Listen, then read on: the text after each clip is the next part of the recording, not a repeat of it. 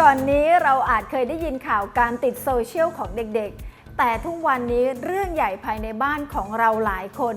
กลับกลายเป็นว่าผู้สูงอายุในบ้านเราเนี่ยค่ะมีพฤติกรรมการติดโซเชียลแทน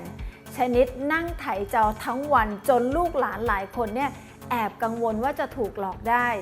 สูงวัยใจแซ่บวันนี้นะคะเป็นห่วงผู้สูงวัยทุกท่านและเข้าใจความห่วงใยของลูกหลานจึงได้ไปรวบรวมข้อมูลมาบอกเล่าเพื่อร่วมกันดูแลคนที่เรารักให้รู้เท่าทันแล้วก็ไม่ตกเป็นเหยื่อไม่ถูกหลอกลวงเพราะความรู้เท่าไม่ถึงการก่อนไปติดตามชมนะคะท่านใดที่ชมผ่าน Facebook ฝากกดไลค์กดแชร์ด้วยค่ะสำหรับท่านที่รับชมผ่าน YouTube ช่วยกด Subscribe และกดกระดิ่งแจ้งเตือนกันด้วยค่ะ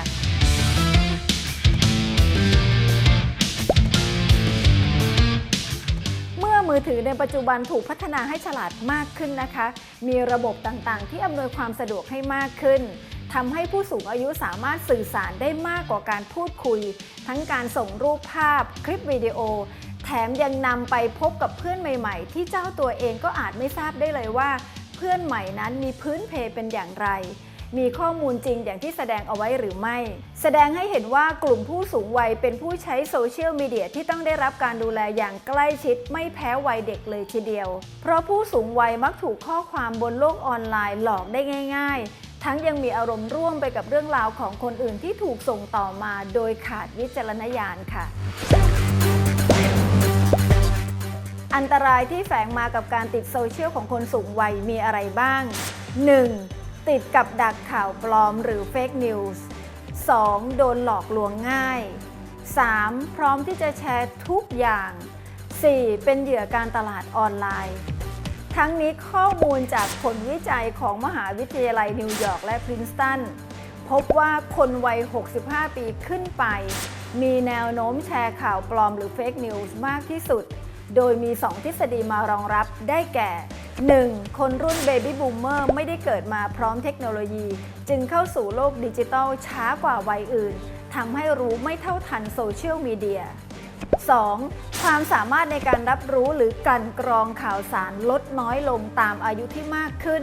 ทำให้หลงเชื่อข่าวปลอมได้ง่ายค่ะซึ่งผลวิจัยนี้สอดคล้องกับข้อมูลจากหน่วยงานราชการของไทยเราค่ะโดยกองบังคับการปราบปรามการกระทำความผิดเกี่ยวกับอาชญากรรมทางเทคโนโลยีหรือปอท.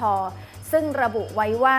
ผู้สูงวัยส่วนใหญ่มักจะตกเป็นเหยื่อข่าวปลอมเนื่องจากเมื่อได้รับข้อมูลมาแล้วก็ส่งต่อเลยโดยไม่ได้ตรวจสอบข่าวสารจากหลายๆแหล่งก่อนจึงมีโอกาสเสี่ยงสูงกว่าวัยอื่นในการถูกหลอกนอกจากนี้ค่ะยังมีประเด็นเรื่องของโรแมนต์สแกมหรือพิศวาสอาชญากรรมทางโลกออนไลน์ซึ่งเคยมีเคสผู้หญิงอายุเฉลี่ย 50 ปีขึ้นไป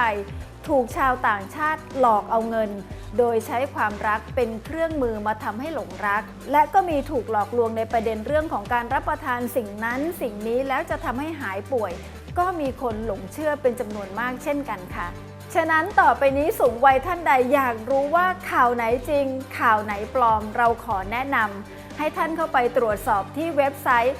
antifakenewscenter.com หรือศูนย์ต่อต้านข่าวปลอมค่ะถ้าท่านพิมพ์ภาษาอังกฤษไม่ถูกนะคะท่านสามารถพิมพ์เป็นภาษาไทยก็ได้ค่ะเข้าไปที่ Google นะคะแล้วพิมพ์คำว่า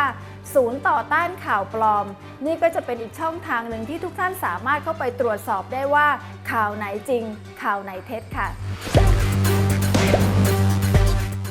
นอกจากนี้นะคะยังมีคำแนะนำจากคุณพีรพลอนุตรโสดหัวหน้าศูนย์ชัวร์ก่อนแชร์ซึ่งได้ให้ข้อคิดสิ่งที่ผู้สูงวัยต้องมีเพื่อเป็นเกราะป้องกันตัวเองแล้วก็คนรอบข้างคือ4 literacy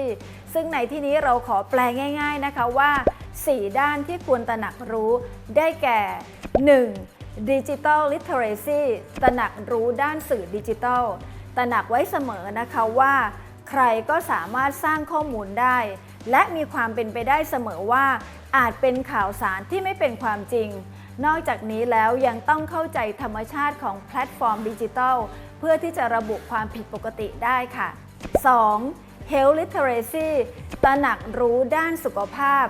คือความรู้ความเข้าใจเบื้องต้นในการดูแลสุขภาพและควรต้องปรึกษาผู้เชี่ยวชาญทุกครั้งก่อนที่เราจะตัดสินใจปฏิบัติตามเนื้อหาในอินเทอร์เน็ตค่ะ 3. Media Literacy ตระหนักรู้ด้านข้อมูลข่าวสาร คือจะต้องมีการตรวจสอบแหล่งที่มาของข่าวอย่างมีประสิทธิภาพ 4. Financial Literacy ตระหนักรู้ด้านการเงินการลงทุน ต้องเข้าใจธรรมชาติของการลงทุนนะคะว่าไม่มี low risk และก็ high return นั่นก็คือไม่มีการลงทุนไหนค่ะที่เสี่ยงต่ำๆแต่ว่าผลตอบแทนสูงมาก และต้องเข้าใจระบบการทำธุรกรรมทางการเงินเบื้องต้นไว้ด้วยค่ะเพื่อป้องกันไม่ให้ถูกมิจฉาชีพหลอกลวงได้โดยง่ายค่ะหวังว่าคลิปนี้จะช่วยให้ผู้สูงวัยทุกท่านได้ท่องโลกโซเชียลได้อย่างปลอดภัยมากขึ้นและขอย้ำนะคะว่าเมื่อได้รับข่าวสารที่ส่งต่อกันมาให้ตั้งคำถามก่อนค่ะว่าจริงหรือไม่ถ้าหากใคร่ครวญแล้วหาคำตอบไม่ได้ก็ให้ยอมรับว่าเราไม่รู้แล้วก็ไม่แชร์เพื่อหยุดการส่งต่อเนื้อหาที่ไม่เป็นประโยชน์หรือเนื้อหาที่อาจก่อให้เกิดผลเสียได้ฝากลูกหลานทุกท่านช่วยแชร์ข้อมูลนี้ให้กับพ่อแม่ปู่ย่าตายายหรือคนที่ท่านรักด้วยนะคะสวัสดีค่ะ